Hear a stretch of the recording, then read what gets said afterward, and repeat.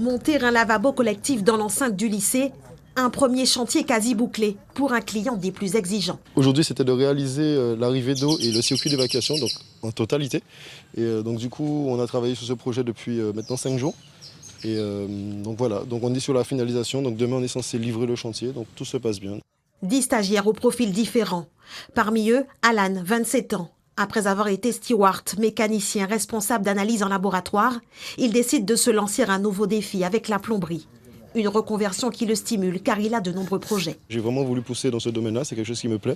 Et comme j'ai pour objectif en fait après de monter ma société, si tout se passe bien, donc pour moi c'est peut-être une chance d'évoluer dans ce domaine-là. Ces stagiaires ont été recrutés dans le cadre de ce qu'on appelle une ICOP, donc une information collective de positionnement, qui permet de vérifier que les stagiaires ont bien les prérequis nécessaires pour entrer en formation et surtout qu'ils sont motivés.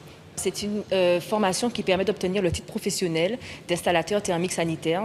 On dit vulgairement plombier, mais ils ne font pas que ça en fait. Ils peuvent aussi installer des radiateurs, des chauffe-eau, des installations individuelles et collectives. Des outils pour se donner une nouvelle chance dans la vie et favoriser la relance économique.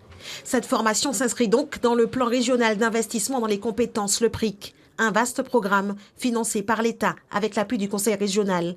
Le but, accompagner les demandeurs d'emploi, mais surtout trouver des compétences dans des secteurs en tension. On investit avec eux pour leurs compétences.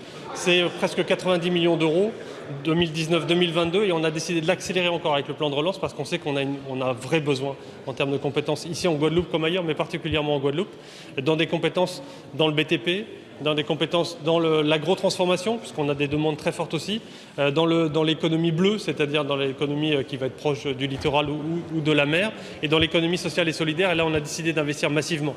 Et à mi-chemin de leur formation, ces jeunes stagiaires en plomberie ont déjà la certitude d'avoir un emploi une fois leur qualification obtenue.